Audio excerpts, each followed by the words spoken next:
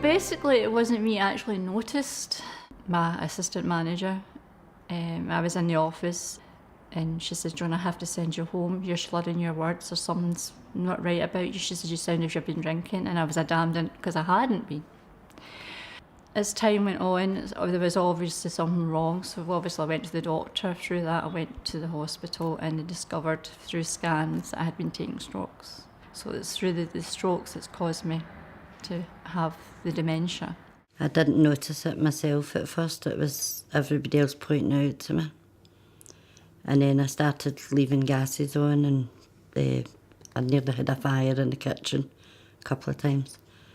And then my daughter says I had to go to see the doctor. I felt as if I had started slowing down a lot of things, like being forgetful and things weren't as important. I was making daft mistakes at work and things like that, and they sent me for a scan, and that's when I was diagnosed with a vascular. I was just told I had vascular dementia, that was it. I noticed it when I was leaving the house with maybe an appointment for the doctor or going somewhere to meet somebody, and getting out of the house and having to go back in the house to check and see if that was the right day or if I was definitely going to meet someone. It got to the stage where I thought, this is just a wee bit more than my normal forgetfulness. There's something that's just not right. I think the first thing we really noticed was that he couldn't do the kind of things that he used to be able to do. Not that he couldn't do them, but it took him a long time to do fairly straightforward things. He once went down the train to Ayr. He was going to an appointment, and he said halfway down he suddenly thought, I don't know where I am and what I'm doing and why I'm here. He said that was a really, really scary thing, and that prompted us to go to the doctor. He was about 50, 52.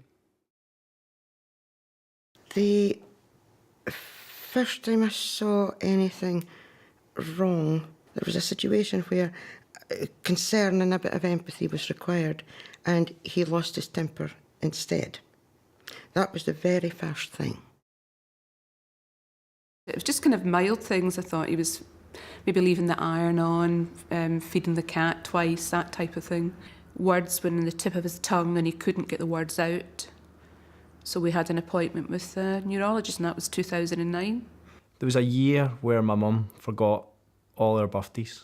You could understand one, maybe even two, but three of us all within a 12-month period.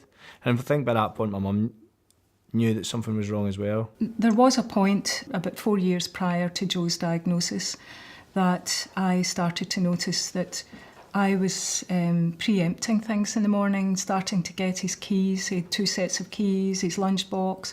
I'd spotted that he was looking for things in the morning. So small things were starting to become obvious. And they sent me for a brain scan, and they called me back, and he says, I'm afraid I've got something to tell you. And I says, it's all right, I've already told you. And he says, yeah, well, you were right. He wasn't giving me any false hopes. He was putting it as it was. And he offered me the medication. He explained that it wasn't going to cure it, but it may slow it down, may make it easier for me to carry on with my life the way it was. And I never realised that there was such a thing as early onset dementia, younger people. I just accepted it. I didn't really feel any different. I think because I knew that it was happening. He would be 55, and that's the first time anybody ever mentioned perhaps it might be dementia. But we both went home and thought, there's no way, because he's too young, he doesn't fit the profile. I could feel the difficulty for the lady telling us. I knew this was not an easy thing for her to tell us. She didn't pussyfoot around, which I actually appreciated. She just came out and told us. And she didn't expand in any way or tell us much more. But I think that was probably right. at that stage, we just needed to hear that and deal with that. I think if the person who told us initially had tried to give us lots of information, it would have been a waste of time. We wouldn't have taken it in. Wasn't very happy. I was shocked. The doctor never gave me information or anything like that, and he just cut me off, and it was pretty terrible.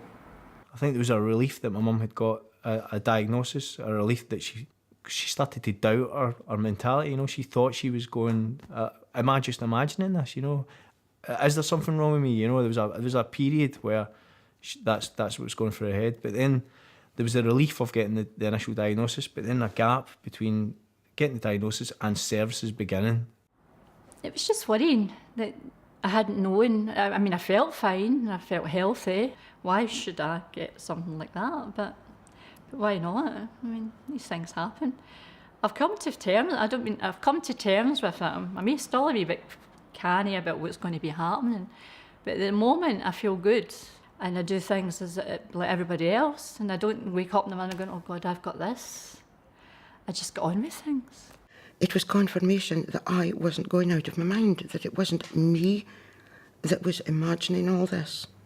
It was an enormous relief. I knew what we had to learn to live with, instead of just flying in the dark.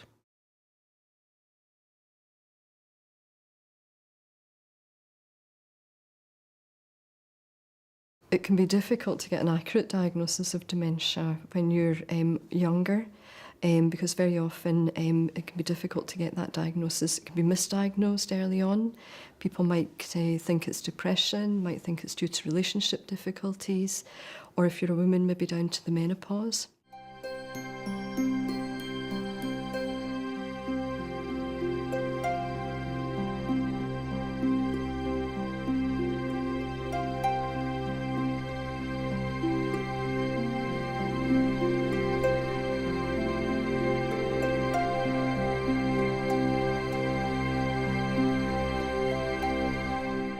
The main types of dementia that we see in younger adults are most commonly Alzheimer's disease, vascular dementia, frontotemporal lobe dementia, Lewy body disease, and alcohol-related dementia.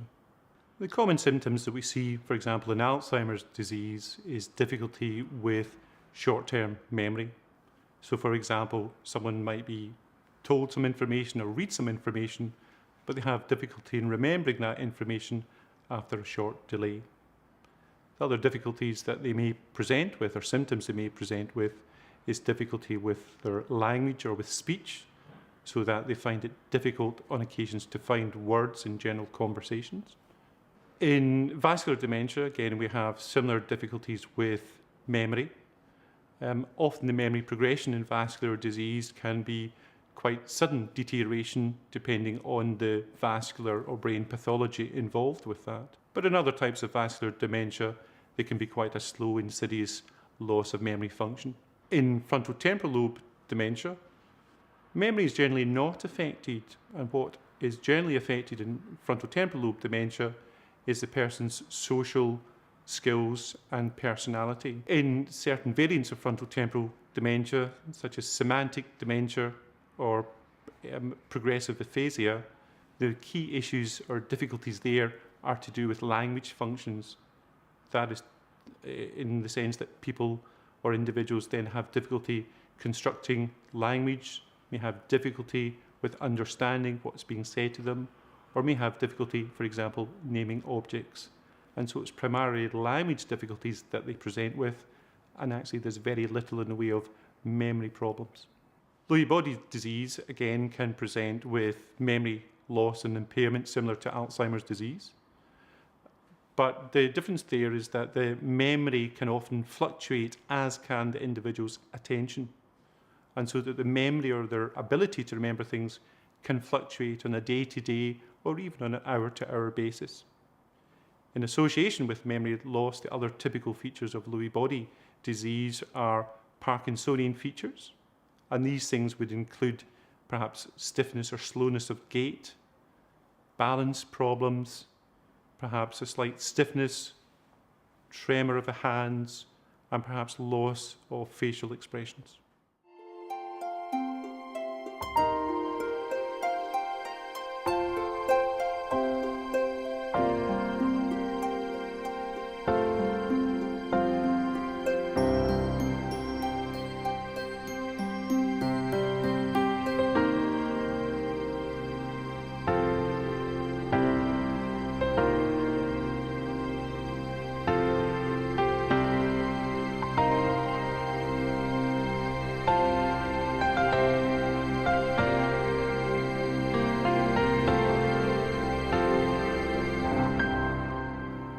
People with learning disabilities are 4 times more likely to develop dementia than the general population. People with Down syndrome will develop dementia currently as early as their early 30s.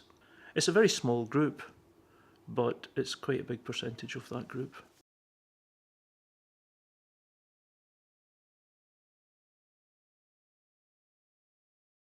Following a diagnosis of dementia, you should be referred to a community psychiatric nurse and a social worker. From there, they will look at your care and make assessment of your needs and signpost you or refer you to other services.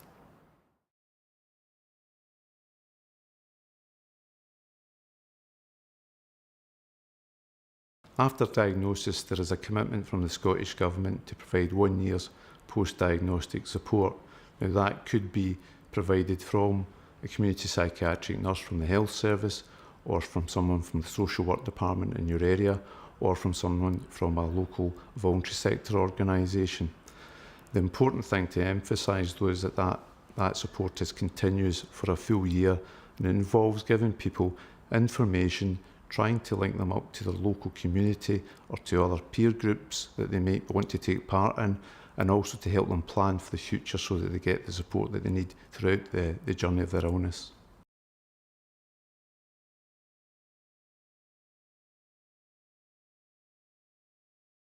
The National Dementia Standards are very important for people in their journey of dementia because it tells them what their rights are and what they can expect to get from services. And it's really important that people know what their rights are so that if services don't match up to that, then they can do something about it. And so that it's really important that they're aware of what these standards contain. The National Dementia Standards exist for everybody regardless of their age. That includes people with a younger onset dementia too. But it's also important to emphasise that they're there for people who come from different communities, and that could be the deaf community or it could be from the black and minority ethnic community as well.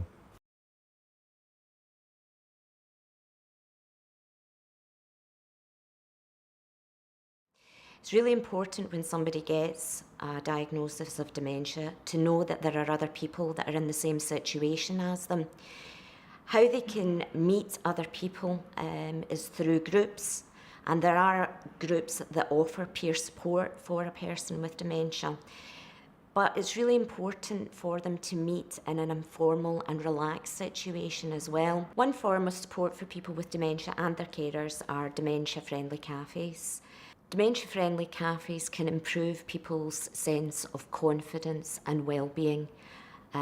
They have the opportunity to talk to other people in the same situation as them, which helps them to understand that they're not on their own.